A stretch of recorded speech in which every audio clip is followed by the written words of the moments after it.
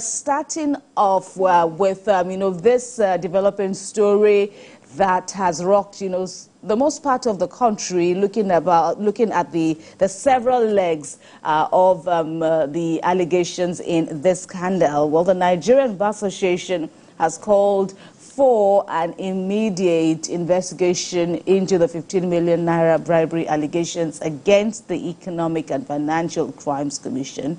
This after a viral audio recording by online influencer Martin Otse, also called VeryDarkMan, who made the allegations. NBA President Afam Osigwe finds the claims of bribery and corruption very disturbing. He has also asked the Attorney General of the Federation and the Office of the National Security Advisor to lead the investigation. Also, officers of the Nigerian Correctional Service accused of giving Idris Okuneye, popularly called Bobrisky VIP treatment by housing him outside the prison facility at Kiri-kiri.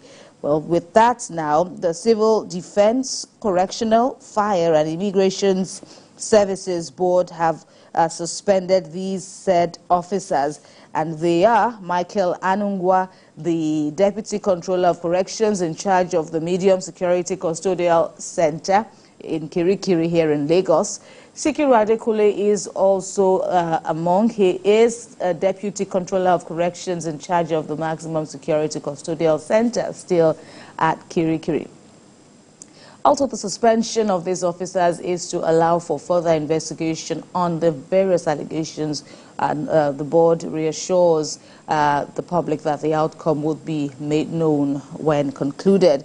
So we want to talk about that, get some fresh insights now. Inibe Effiong has also been quite vocal on the matter. If you've been following the trends online, the lawyer, Inibe Effiong, that is, joins us now on the program to speak to this. Inibe Effiong is in Abuja. It's good to see you again. Welcome to the program. So let's have your take. So EFCC first said is going to carry out an investigation. We don't know much about that, how far that has gone, but we have officers, from the Nigerian Corrections who have now been suspended, senior officers at that. What do you react, or what do you say in terms of how far you think this will go? Well, good morning. At this point, one can't really say the direction of these investigations. I'm not sure whether we can have a comprehensive investigation into these allegations conducted by the EFCC itself, for the simple reason that the EFCC itself is a party, or has been mentioned in connection with these attempts to help Bobrisky to escape his jail term or his jail time. I think it is important for us to have an independent investigation, and that is why I align myself with the position taken by the Nigerian Bar Association that there should be an independent inquiry into these claims that have been made.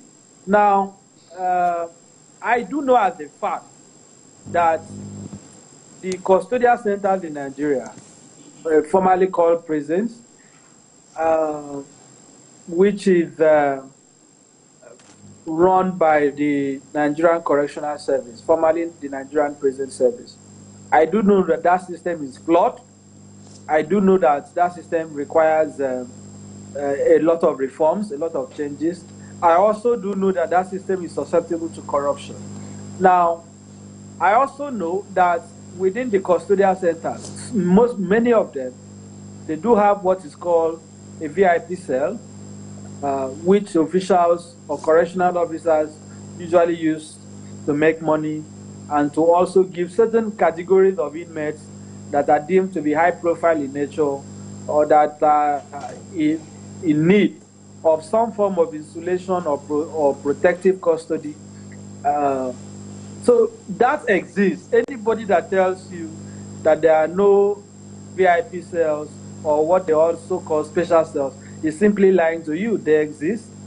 Now, whether Bobrisky, Mr. Idris Okuneye in this case, whether he was kept or isolated in the special cell within the confines of the custodial center in Kiri-kiri, or whether he was taken outside the four walls of the custodial center and kept in a private residence, is the issue that has to be determined.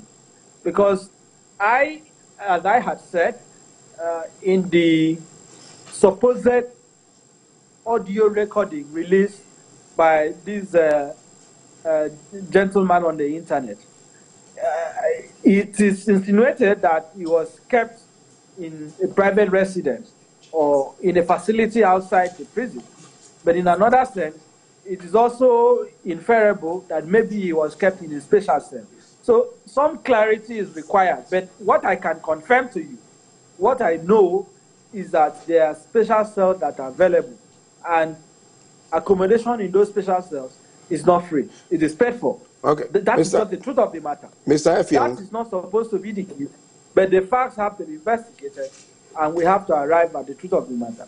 The allegation made by VeryDarkMan at the moment is something that is indeed generating reactions. We have the Falana family, that's the senior advocate of Nigeria, Falana family, reacting concerning the issue of defamation. What do you make of this vis-a-vis this issue of alleged corruption?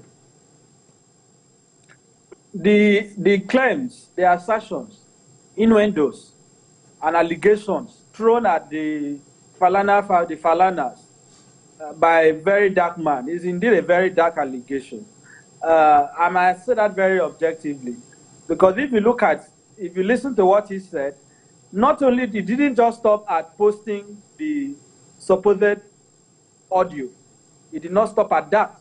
He proceeded to make his own statement, to make personal accusations against the very learned senior advocate of Nigeria, Mr. Femi Falana. And what exactly is the allegation against the learned Silk and the son? If you listen to the audio, because I don't know whether, like I had stated on social media, what he did was just to release this audio in parts. I would have thought that he would release it in full and not in piecemeal. Because if it is on the basis of the audio that he himself released, and you listen to the voice in that audio said to be that of Mr. Idris Okuneye, Mr. Bobrisky, there is no way in that audio where he said explicitly that Mr. Femi Falana demanded 30 million to enable him procure a presidential pardon for Mr. Idris. That point was not made explicitly.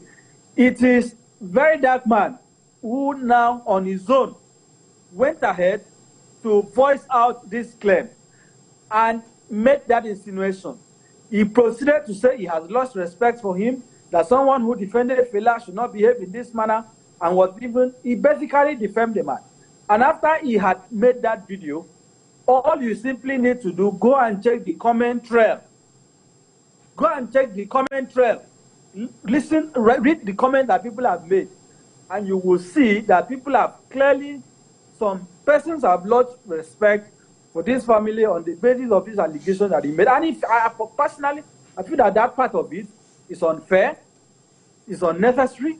For this moment, for the clear reason that there is nothing either in the audio itself or outside the audio to warrant this allegation that he has made against Mr. Femi Falana. Regarding files, Mr. Fulari, this claim that files procured Mr. Idris stay outside the prison, again, that is also questionable, because father has come out to say that Idris called him. He was not the one who called Idris. In the first place, every custodial center in Nigeria, I don't know if many Nigerians are aware, every custodial center in Nigeria have what they call a call center. At that call center, inmates are allowed to initiate calls. Just a moment, Mr. Effiong. Let's get this clear. Just a moment, please. Are you saying that the interpretation given by the VeryDarkMan is the defamation, not the audio itself. Is that what you're saying? No, because people have said that why is the Falana family writing to VeryDarkMan and not to Idris? And the answer is simple. It is the person who posted, the person who published, the person who brought this audio to the public that has the primary responsibility under the law to account for it. I, as a person, as a Nigerian, as a lawyer, as an activist, I am interested in whether these claims he has made are true or not. But beyond the audio itself, he on his own made utterances that are clearly libelous. No defense about it. You cannot, because what is the defense? If you say, if you are going to claim justification, that means you are saying that what you publish is true. In any event, the onus of proof is on you. If you are going to claim fake comments, now you didn't stop at putting out that supposed audio. You went ahead to also make personal comments, right, to ruin the reputation, trying to ruin the reputation of a man that has put in his life over decades fighting for Nigeria. And let's even assume for argument's sake, that Bobrisky actually sought the help or the services of Mr. Falana to make an application for him for pardon. That is not a crime. That is not a crime. Bobrisky was not charged for corruption to begin with. He was charged for spraying the naira. And some people believe that that had more to do with his personal life, right? Because he was targeted in some sense. This wrong practice of throwing the currency, a lot of Nigerians, a lot of celebrities have been doing this. So he was basically scapegoated, maybe to send a message to other people. But many people believe that it had more to do with his lifestyle. So he believed that he merited a pardon, and he wanted a lawyer of that standing to help him write an application or a request to the president for a presidential pardon. What is wrong really with that? Because anybody can apply for pardon. Any lawyer can write an application for pardon. It is entirely a matter of presidential discretion. It is left for the president to determine whether to write, grant it or not. But to pay for a pardon or to bribe officials for pardon, that is wrong. That is condemnable. But if you are going to come out to insinuate that a lawyer or anyone for that matter attempted to procure pardon through corrupt means, that is a different matter. And I'm saying that that is an allegation that should not be made, particularly against a lawyer who on record has applied for pardon for many Nigerians for free. You should have facts to substantiate it. And he said it in a way that was very personal. He even said he has lost respect for the man. So that is no longer a matter for Bobrisky. This is about his own opinion. So, Barrister Effiong, that you watched, just a moment, are you sure that you watched that video correctly? Because he said that he has respect for the family of Falana. Well, that came, I think that part of it. There are other videos that has emerged at the moment that he is saying that he has respect for the family. If you have seen that. Well, anybody can claim to have a respect for someone. The point is you have not only disrespected the family, you have dragged the family names into the mud, you have tried to disparage them, and they gave you an opportunity. What is the point about? Some of us have been fighting against corruption. Some of us are continuing to fight for a same country. So it is not a question on this Falana matter. It is not a question of some people are in support of bad, others are in support of wrong. The point is that even the audio that you have posted, the voice note, he himself misrepresented it, and they have given you an opportunity to simply say, please, I am sorry. You have refused to apologize. You continue to grandstand. Just because of what? Is it social media clout? What is it about? What is it about? If you wanted to expose rot, if you wanted to expose inefficiency, why did you have to go beyond and even insinuated that Faust is the homosexual? Is that still part of activism? He insinuated. I don't know if you heard it. Is that part of activism? To say that he's homosexual, that is he they do him too, is that is maybe having a homosexual affair with Bobrisky? What is that about? What is that about? What is that about? Go and listen to the voice note that he posted. There was no way in that voice note that the voice said to be that of Bobrisky, said in unmistaken terms that Mr. Femi Falana demanded for any amount of money. Any amount of money. whether 10 million or any amount of money, for the purpose of bribing anybody to procure a pardon for Bobrisky. There is nowhere. It is this gentleman on social media that brought that allegation to the fore. And I'm saying that this is unfair to the respected lawyer.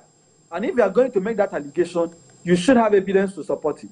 But regarding the claim, whether Bobrisky was given the opportunity, an illegal opportunity, to serve his jail term, whether in full or in part, outside the four walls of the correctional center, that has to be investigated. All right. And far as I said, that Bobrisky called him to request for 3 million to enable him secure a space in the special cell, which I have confirmed to you exists, which I have confirmed to you that is paid for. If truly that was the conversation between Faust and Bobrisky, I don't know how you want to penalize Faust, who has said that he declined that offer. So let this gentleman come out with evidence to substantiate the libelous statement he has made against this family. Apologize. Apologize, because even the deadline given by the Falanas to VeryDarkMan has since elapsed. It remains to be seen how far they are willing to go on this matter. As you have said, there's been a lot of back and forth. Apparently, we've run out of time, though, but thank you very much, Inibe Effiong, for sharing your thoughts with us on this controversy.